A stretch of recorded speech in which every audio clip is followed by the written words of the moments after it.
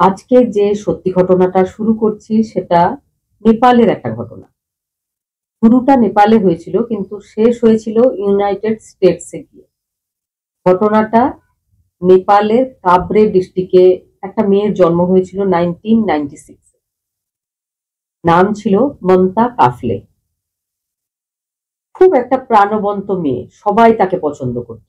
দায়িত্ববান, বুদ্ধিমান, প্রচুর বন্ধু বান্ধবের সাথে কাটাতে পছন্দ করত। প্রথম দেখাতেই সব লোকজন তাকে ভালোবেসে ফেলত। তার ইচ্ছা ছিল যে সে লোকজনের সেবা করবে, সে নার্সিং ট্রেনিং নেবে। বাবা মা তার কথা মতো তাকে ইন্ডিয়াতে ব্যাঙ্গালোরে পাঠায় নার্সিং নিয়ে পড়াশোনা করার জন্য। Rajiv Gandhi university of health sciences ব্যাঙ্গালোরে যেটা আছে সেখানে সে এসে অ্যাডমিশন নেয়, পড়াশোনা করতে শুরু করে। ব্যাঙ্গালোরে থাকাকালীন একটা ছেলে যার নাম নরেশ ভট্ট, একটা কমন ফ্রেন্ডের পার্টিতে তার সাথে দেখা হয়েছিল। নরেশ ভট্ট কিন্তু কাঞ্চনপুর বলে একটা জায়গা নেপালের, সেখানেই ছিল তার বাড়ি। কিন্তু সে কর্মসূত্রে 2017 সাল থেকে ইউএস মিলিটারির সে একজন বড় অফিসার, তো সেখানেই সে থাকে। কমন ফ্রেন্ডের পার্টিতে দুজনের দেখা হয়। দেখা হওয়ার পরে তাদের নাম্বার এক্সচেঞ্জ হয়, দুজন দুজনের সাথে কথাবার্তা বলতে শুরু করে, দুজন দুজনের সাথে খুব ভালো একটা রিলেশন দুজনের মধ্যে তৈরি হয়ে যায়। যদিও তাদের দুজনের মধ্যে আকাশ পাতাল স্বভাবের মধ্যে তফাৎ ছিল। সে ছিল মুখ চোরা, লোকজনের সাথে মিশতে পছন্দ করতো না, চুপচাপ একা থাকতে পছন্দ করত, বিশেষ পার্টিতে যেত না, আশেপাশের প্রতিবেশীদের সাথেও কথা বলতো না, শুধু নিজের কাজ নিয়েই থাকতো। তাও দুজনের স্বভাব একদম বিপরীত হওয়া সত্ত্বেও দুজনের দুজনকে ভালো লেগে যায়, দুজন দুজনের সাথে বিয়ে করতে চাইছিল। তাদের দুজনের মধ্যে বয়সের ডিফারেন্সটা ছিল 9 বছরের। দুই বাড়ির লোকজনের দেখা সাক্ষাৎ হয়, কথা হয়। মেয়ের বাড়ির লোকজন খুব খুশি হয় যে মেয়ে যদি বিয়ের পরে হাজবেন্ডের সাথে ইউএস চলে যায়, তার থেকে ভালো আর কিছু হতে পারে না। ছেলেটাও যথেষ্ট ভালো, 9 বছরের ডিফারেন্স হয় মাঝে মাঝে, নো প্রবলেম, হয়ে যাক বিয়েটা। 2020 সালের ডিসেম্বর মাসে খুব ধুমধাম করে বিয়েটা হয়ে যায় দুজনে। দুই ফ্যামিলির লোকজন খুব আনন্দ করে। 6 মাস বিয়ের পরে তারা সেখানেই কাটায়, মানে নেপালে নিজেদের আত্মীয় স্বজনদের সাথেই কাটায়।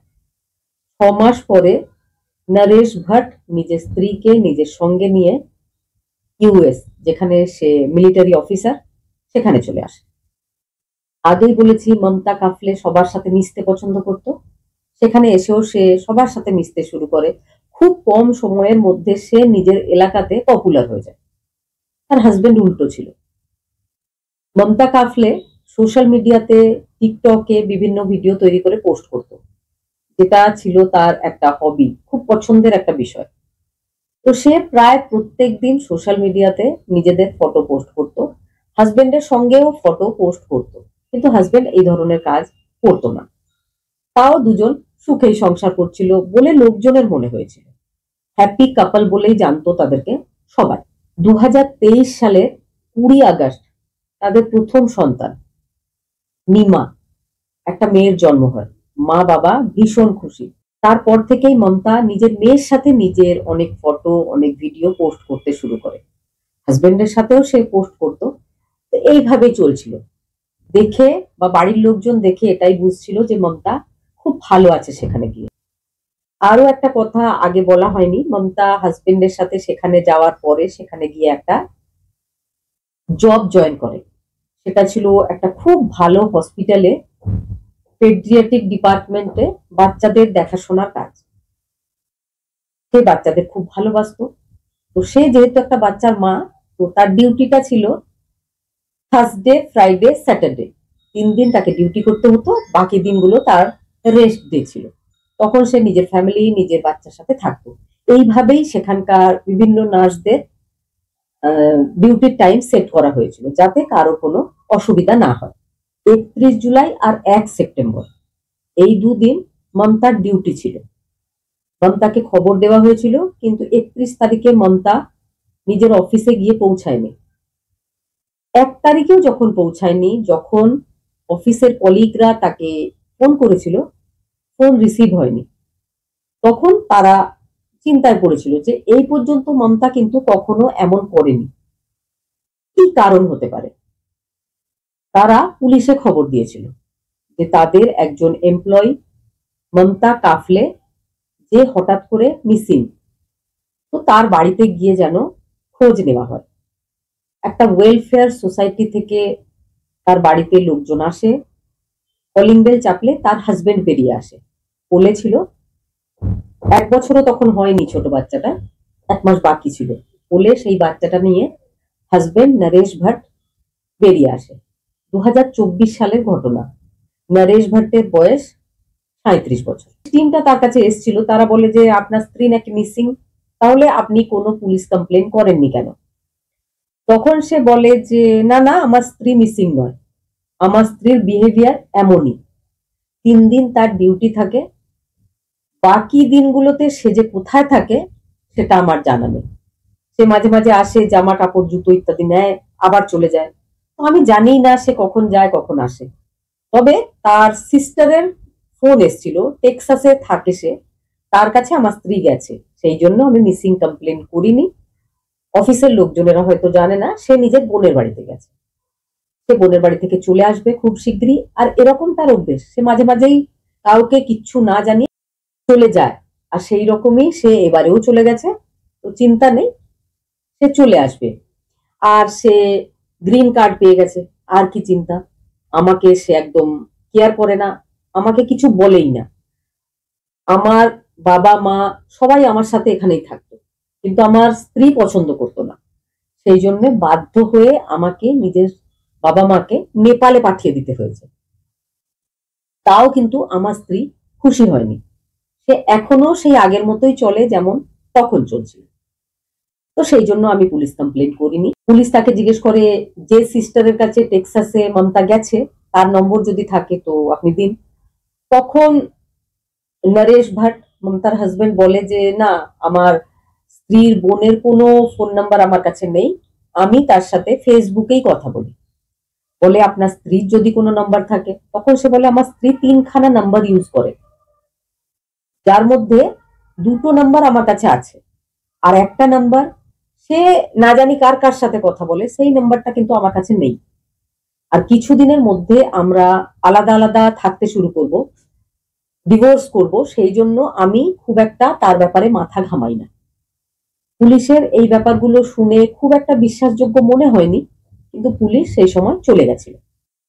এদিকে মমতার যে কলিগরা, বন্ধু বান্ধবরা, আশেপাশের প্রতিবেশী যাদের সাথে মমতা খুব চলাফেরা করত, তারা এই ব্যাপারটা একদম বিশ্বাস করতে পারছিল না যে নিজের ছোট্ট বাচ্চাকে হাজবেন্ডের কাছে দিয়ে মমতা কোথাও চলে গেছে। এটা হতে পারে না, কারণ তার মেয়ে হওয়ার পর থেকে সব সময় সে কিন্তু মেয়েকে সঙ্গে নিয়েই থাকে।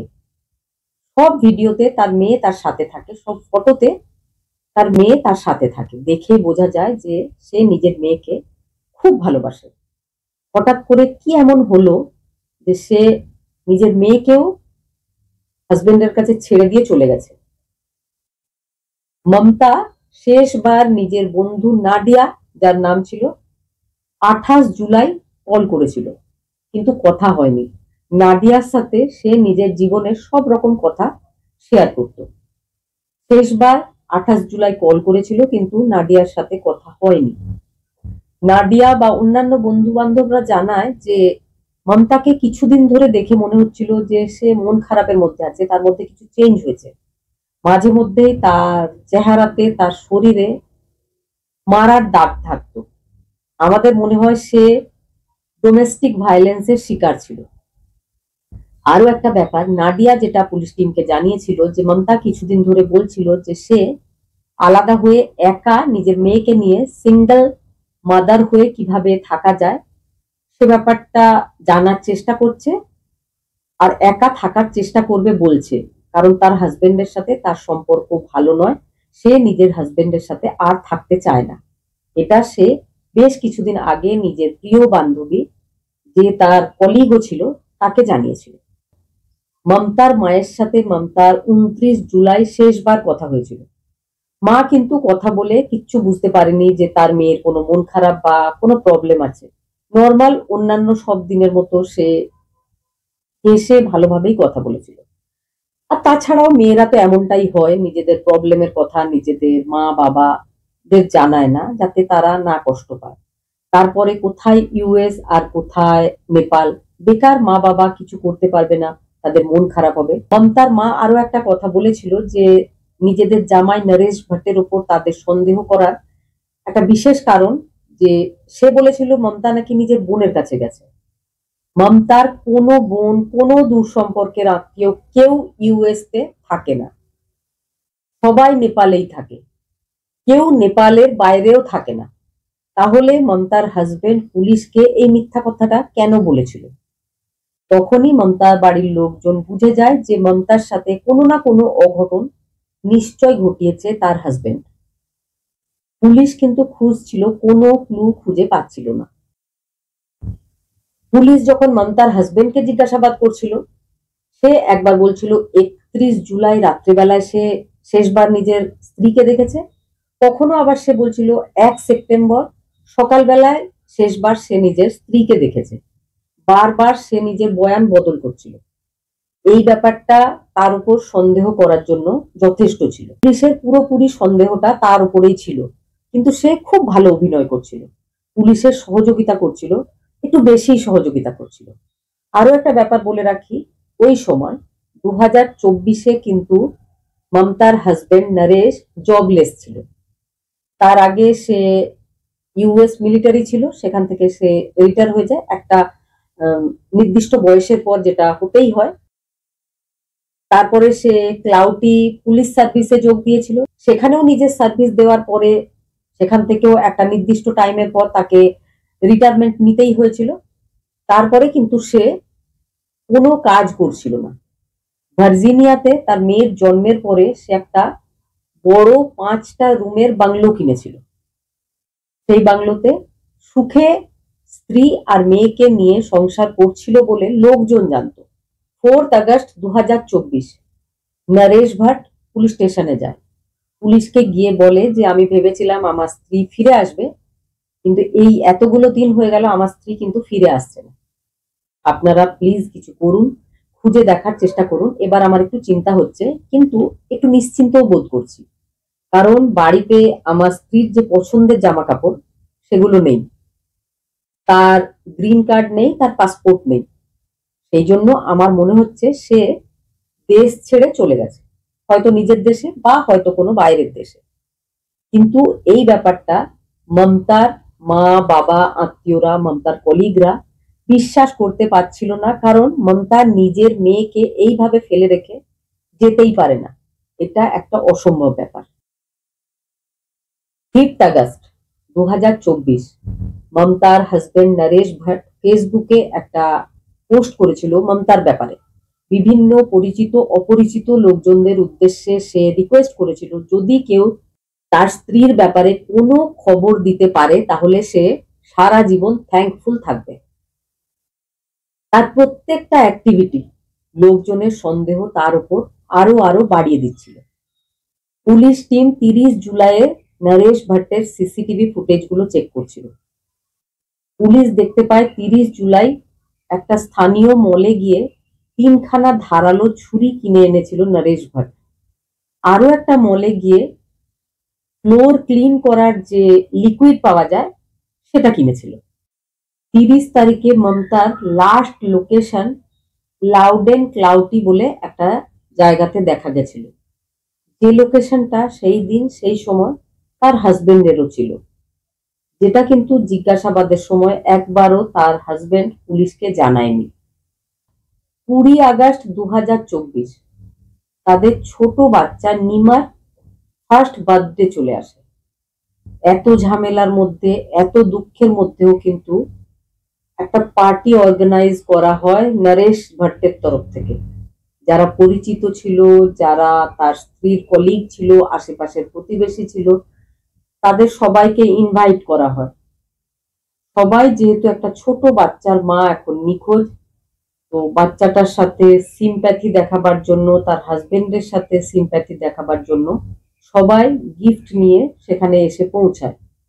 কিন্তু আশ্চর্যজনকভাবে নরেশ ভাট সেই সময় প্রত্যেকটা গেস্টকে মানা করেছিল, আটকে ছিল যে এই অনুষ্ঠানের একটাও ফটো ক্লিক করা যাবে না, এমনকি কেক কাটার সময়ও ক্লিক করা যাবে না, কারণ এতে নাকি তার প্রাইভেসি নষ্ট হয়। সে সব ব্যাপারে ফটো তুলতে আর ফটো আপলোড করতে একদম পছন্দ করে না, যে ব্যাপারটা কিন্তু পরিচিতদের, ইনভাইটেড লোকেদের বিরক্তিকর আর একটু অস্বস্তিকর বলেই মনে হয়েছিল, কিন্তু সবাই তারা মেনে নিয়েছিল। সে পুলিশকে বারবার বলেছিল, বিভিন্ন ইন্টারভিউতেও বলেছিল যে তার স্ত্রী নিখোঁজ হয়ে যাওয়াতে কারোর কিচ্ছু আসে যায় না, শুধু সাফার করছে, কষ্ট ভোগ করছে তার ছোট্ট বাচ্চা আর সে। সেই জন্য প্লিজ তাকে যেন এইভাবে বারবার বিরক্ত করা না হয়। সে ভীষণ ঝামেলার মধ্যে, অসুবিধার মধ্যে, কষ্টর মধ্যে রয়েছে। পরিচিতরা অবাক হচ্ছিল, মমতা কাফলের বাড়ির লোকজনরাও অবাক হচ্ছিল। মমতা কাফলে যদি কোথাও চলে গিয়েও থাকে, নিজের সব থেকে প্রিয় নিজের সন্তানের বার্থডেতেও সে একবার একটা কথাও বলবে না, এটা হতে পারে না। যে সোশ্যাল মিডিয়াতে অ্যাক্টিভ থাকতে এত পছন্দ করে, সে একদম চুপচাপ হয়ে গেছে, সেটার পেছনে নিশ্চয় একটা কোনো রহস্য লুকিয়ে আছে অবশ্যই। তারা পুরোপুরি দোষটা নিজেদের জামাই নরেশ ভট্টের ওপরে দিচ্ছিল। নরেশ ভট্ট বলছিল সে কিছুই জানে না। 21 তারিখ সারা রাত ধরে ওখানকার লোকজনেরা, তার কলিগরা গ্রুপ তৈরি করে পুলিশ নিজের মতো খুঁজছিল, কিন্তু তারাও একটাও জায়গা বাদ দিচ্ছিল না, যে যেখানে সম্ভব সেখানে খুঁজে বেড়াচ্ছিল মমতাকে। কিন্তু কোনো অভিযানে মমতার হাজবেন্ড নরেশ ভট্টকে দেখা যায়নি। নরেশ ভট্ট কিন্তু কখনোই তার স্ত্রীকে খোঁজার চেষ্টা করেন। এবার মমতার হাজবেন্ডের গুগল সার্চ হিস্ট্রি খুলে দেখা হয়, তখন তাতে দেখা যায় যে সে সার্চ করে দেখেছে ফার্স্ট ওয়াইফ মারা যাওয়ার পরে কতদিনে সেকেন্ড ম্যারেজ করা যায়। দ্বিতীয়ত সে দেখেছে যদি স্ত্রীর কোনো লোন নেওয়া থাকে, সে মারা যাওয়ার পরে সেই লোনটা তাকে শোধ করতে হবে। 3 নম্বরে সে যেটা সার্চ করেছিল সেটা ছিল যে ভার্জিনিয়া, মানে যেখানে তার বাড়ি, সেখানে যদি কারোর বডিটাকে ডিসপোজ করতে হয় তাহলে কিভাবে করতে হবে। এই সার্চ হিস্ট্রি দেখেও পুলিশ টিম বুঝতে পারে যে এই ব্যাপারটাতে একমাত্র সে দোষী। পুলিশ এবার তার বাড়িতে আসে সার্চ ওয়ারেন্ট নিয়ে যখন সার্চ করতে শুরু করে, যে 3খানা ছুরি সে কিনে এনেছিল তার মধ্যে 2টো ছুরি নিখোঁজ ছিল, 2টো ছুরি পাওয়া যায়নি, একটা ছুরি কিন্তু বাড়িতে নতুন অবস্থায় ছিল। দ্বিতীয়ত সে ক্লিন করার যে লিকুইডটা কিনে এনেছিল সেটা এই কদিনের মধ্যে এত বেশি শেষ হয়ে গেছিল যে পুলিশ অবাক হয়ে গেছিল। ব্লু রে টেকনোলজির সাহায্যে যখন তার বাড়ির মেঝে, তার বাড়ির দেওয়াল এগুলোকে ভালোভাবে টেস্ট করে দেখা হয়, তখন দেখা গেছিল যে তার দেওয়ালে বিভিন্ন জায়গায় রক্তর ছিটে লেগে রয়েছে। রুম থেকে বাথরুম পর্যন্ত কিছু একটা টেনে নিয়ে যাওয়ার একটা চিহ্ন রয়েছে, সেখানে রক্ত পড়েছিল, সেই চিহ্নটা ঘষা একটা দাগ, সেটা পুলিশ বুঝতে পারে, জানতে পারে। যে ব্লাড স্যাম্পল মমতা কাফলের বাড়ির দেওয়াল থেকে, মেঝে থেকে পুলিশ কালেক্ট করেছিল, সেটার ডিএনএ যখন ম্যাচ করা হয় তার ছোট বাচ্চার ডিএনএ এর সাথে ম্যাচ করে যায়, তখন পুলিশ টিম বুঝে যায়, ধরে নেয় যে মমতাকে এই বাড়িতেই মেরে ফেলা হয়েছিল। তার হাজবেন্ড পরবর্তীকালে মেনেও নেয় যে সে ওই ছুরিগুলো ব্যবহার করে এই কাজ করেছে, কিন্তু বডিটা এখনো 1 বছর পরেও পুলিশ উদ্ধার করতে পারেনি, আর যে ছুরি দিয়ে সে এই কাজ করেছিল সেটাও উদ্ধার করতে পারেনি। সে পুলিশ কাস্টডিতে রয়েছে, আর বাচ্চাটা নেপালে নিজের মায়ের যে বাড়ির লোকজন তাদের কাছে আছে। এই 20 আগস্টে সেই ছোট্ট বাচ্চাটার বয়স 2 বছর হয়েছে। শান্তা কাফলের বডির একটুও অংশ পুলিশ উদ্ধার করতে পারেনি, তবে পুলিশের অনুমান বা সিসিটিভি ফুটেজে পুলিশ বারবার তার হাজবেন্ডকে ওই ডেটের পরে বড় পলিথিন নিয়ে বাইরে যেতে দেখেছে, কখনো কোনো ডাস্টবিনের দিকে, কখনো সেখানে এমন অনেক জায়গা রয়েছে যেখানে ময়লা ফেলার পর সেটাকে একটা মেশিনের সাহায্যে একদম প্রেস করে নষ্ট করে দেওয়া হয়, সেখানে হয়তো নিয়ে গিয়ে সে বডির ওই অংশগুলো ফেলে দিয়েছে। গুগল সার্চ করে সে নানা রকম পদ্ধতি জেনে ফেলেছিল, সেটাই হয়তো কাজে লাগিয়ে সে এই ঘটনা ঘটিয়েছে বলে আজও 1 বছর পরেও পুলিশ শত চেষ্টা করেও সেই বডির কোনো অংশই উদ্ধার করতে পারেনি। তবে সে এখনো জেলেই রয়েছে, তার বিচার চলছে। আগামীতে বোঝা যাবে যে ইউএস পুলিশ তাকে কি শাস্তি দিচ্ছে।